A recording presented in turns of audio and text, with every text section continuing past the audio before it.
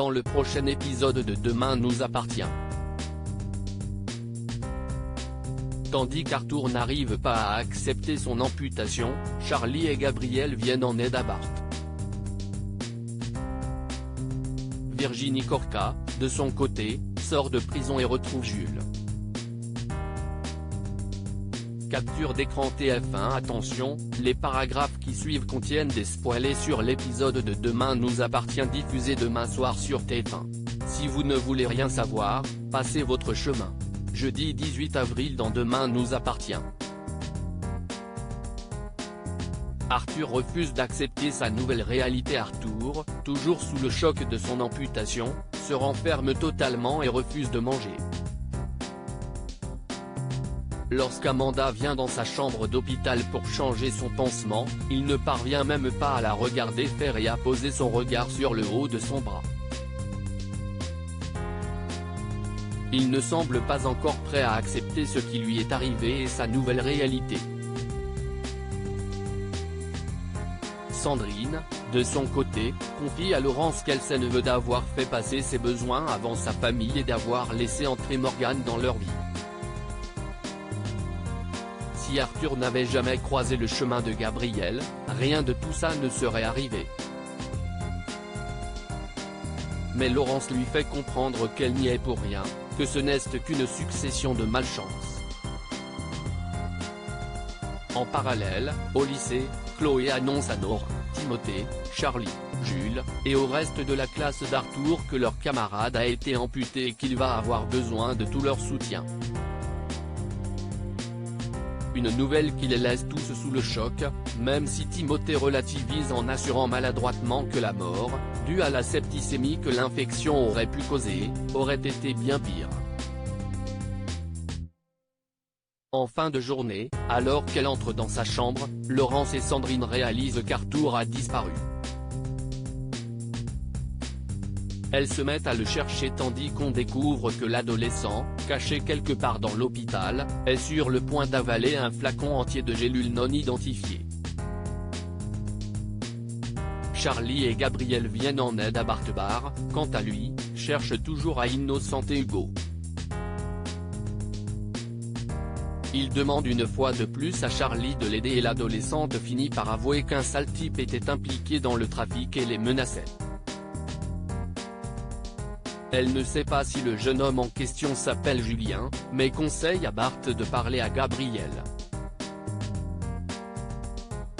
Quelques heures plus tard, Bart retrouve donc Gabriel en ville, mais ce dernier se montre d'abord réticent à parler. Il prétend ne rien savoir au sujet du trafic et peine à avoir de la compassion pour Hugo, qui est responsable de l'accident qui a coûté son bras à Arthur. Bart est conscient de la responsabilité d'Hugo dans l'accident et assure qu'il va être jugé pour cela, mais ajoute qu'il ne mérite pas de payer pour le trafic à la place de Julien. Alors Gabriel finit par tout lui dire et accepte d'aller dire ce qu'il sait à la police. Il se rend donc au commissariat, avoue à Georges être à l'origine du trafic, et innocente Hugo en assurant qu'il ne l'a jamais vu. Il explique par contre que Julien les faisait chanter à Arthur, Charlie, et lui l'identifie clairement à l'aide d'une photo. Des aveux qui poussent alors Martin, Lucie, et Georges à convoquer Julien au plus vite. Virginie Corca sort de prison et retrouve Jules suite à un non-lieu prononcé par le juge d'instruction, qui n'a pas pu prouver qu'elle avait aidé son mari à s'évader. Virginie est libérée de prison et retrouve Jules. Ravi, l'adolescent espère que sa mère et lui vont pouvoir quitter cette au plus vite, mais Virginie confie à Bilal qu'elle n'a plus rien, qu'elle sait que le cabinet d'avocats pour lequel elle travaillait va se désolidariser d'elle, et qu'elle ne pourra pas faire rapatrier en France l'argent que Corca avait caché en Nouvelle-Zélande sans que la police ne s'en rende compte. Elle ne sait pas comment aller de l'avant, mais heureusement Bilal lui propose de rester, avec Jules, au moins autant de temps que nécessaire. Il en a déjà parlé à Alex et ce dernier n'y voit aucun inconvénient. Virginie le remercie et finit par annoncer la nouvelle à Jules qui réagit très mal, ne supportant pas l'idée de devoir continuer à vivre sous le même toit que Bilal. D'autant qu'un peu plus tôt dans la journée il avait annoncé à Chloé qu'il allait quitter le lycée et partir loin de cette avec sa mère.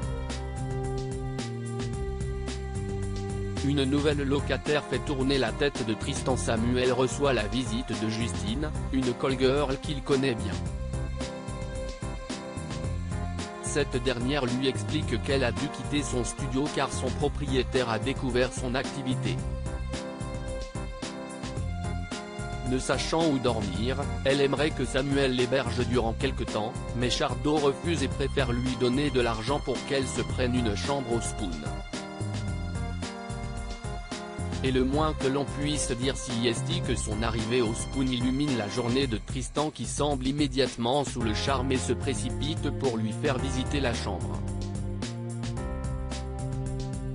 Justine, qui prétend s'être lancée dernièrement dans l'astrologie, demande à Tristan si cela le dérange qu'il y ait du passage régulièrement dans sa chambre à cause des clients dont elle doit faire le thème astral.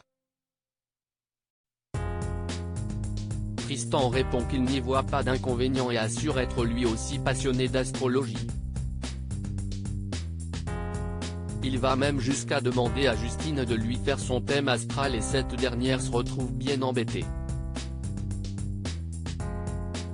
Mais Thomas et Gwen, amusés par la situation, ne sont pas dupes et savent que Tristan est tombé sous le charme de la jeune femme et qu'il se fiche totalement de l'astrologie en vérité.